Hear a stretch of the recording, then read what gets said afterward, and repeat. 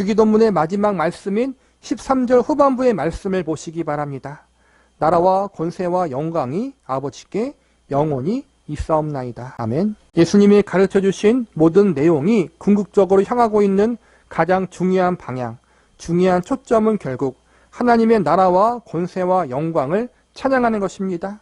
하나님의 나라와 권세와 영광을 찬양한다는 것은 결국 오직 하나님 한 분만 모든 영광과 찬양을 받기에 합당하신 분임을 인정하고 고백하는 것입니다.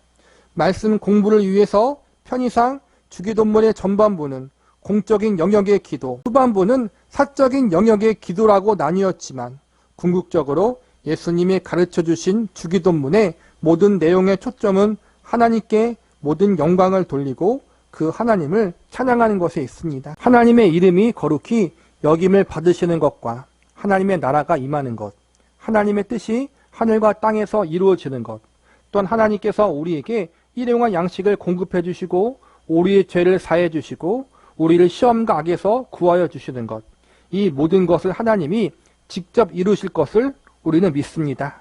우리의 기도가 능력이 있어서가 아니라 이 기도를 들으시고 응답하실 하나님이 능력이 있으시기 때문에 우리로 하여금 기도할 수 있도록 모든 상황과 환경을 섭리하여 주신 그 하나님의 신실하심과 성실하심을 신뢰하기 때문에 우리는 하나님을 향해 모든 영광과 찬송을 올려드릴 수 있습니다.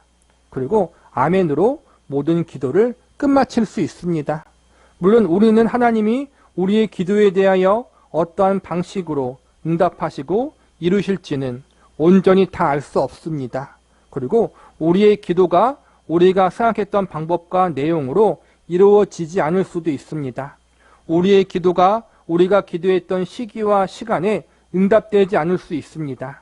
그러나 우리는 하나님의 방법과 계획이, 하나님의 시간과 때가 가장 정확하고 확실하다는 사실을 알고 있습니다. 하나님이 우리의 모든 기도를 다 듣고 계시고 하나님의 때, 하나님의 방법으로 모든 것을 합력하여 선을 이루사 우리에게 유익이 되도록 역사하실 것을 우리는 믿습니다. 이러한 믿음, 하나님을 향한 신뢰가 있기에 우리는 기도를 허락하시고 기도할 수 있게 하신 하나님을 찬양할 수 있는 것입니다. 무엇보다 우리의 이 모든 기도, 예수님이 가르쳐 주신 이 주기도문을 들으시고 응답하실 하나님은 우리에게 아버지가 되십니다.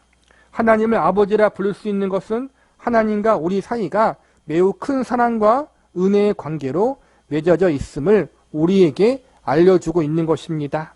아버지와 자녀의 사이는 혈연 관계로 서로 때려야 뗄 수 없는 관계입니다. 마찬가지로 하나님 아버지와 하나님 자녀들의 사이는 예수 그리스도의 피와 생명으로 이어지고 맺어진 관계, 세상에서 가장 가깝고 깊은 관계인 것입니다.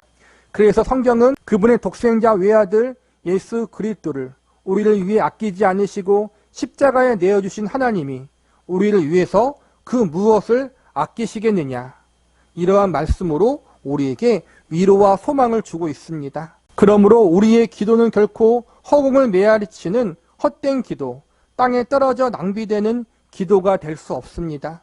우리의 아버지가 되시는 창조주 하나님, 전지전능하신 하나님은 성도의 기도를 통하여 일하시기를 기뻐하십니다.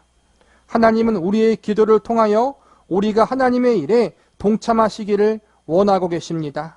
우리가 기도하지 않고 하나님의 일에 동참하지 않아도 하나님은 그분이 계획하시고 작정하신 일을 반드시 이루시고 성취하실 수 있는 전지전능하신 분이십니다. 그러나 하나님은 이 모든 것을 혼자 다 하실 수 있지만 우리가 하나님의 영광에 함께 동참하시기를 바라십니다. 왜 동참하시기를 바라십니까?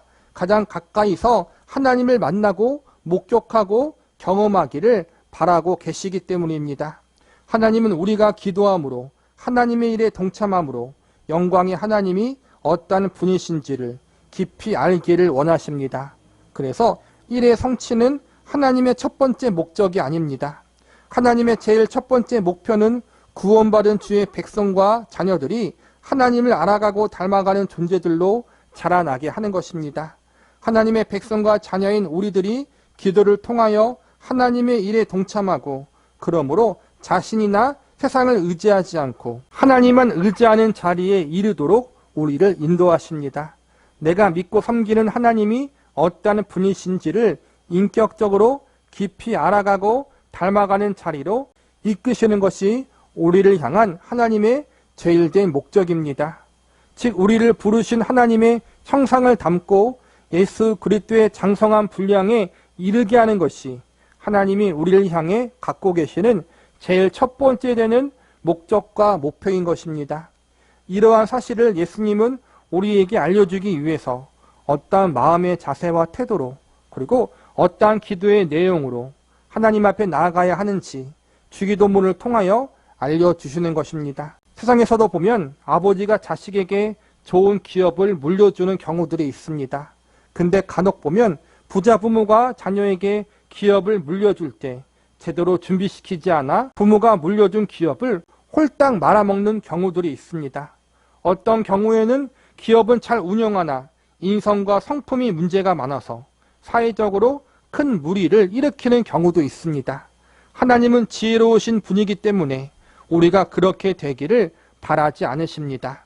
지혜로운 아버지는 자식에게 기업을 그냥 물려주지 않고 기업을 물려받기에 합당한 존재로 훈련을 시킵니다. 기업을 잘 운영할 수 있는 실력과 동시에 인성과 성품의 교육도 함께 시킵니다. 하나님도 마찬가지입니다. 우리가 천국의 기업, 하나님 아버지가 예비하신 하늘의 유업을 물려받기에 합당한 존재, 성화단 존재로 우리를 준비시키는 일을 우리들의 삶 가운데 진행하십니다. 그리고 이 과정 가운데 우리에게 기업을 물려주신 하나님이 어떠한 분인지를 알아가고 그분의 마음과 그분을 닮아가는 자들로 자라가게 하는 일을 함께 진행하십니다.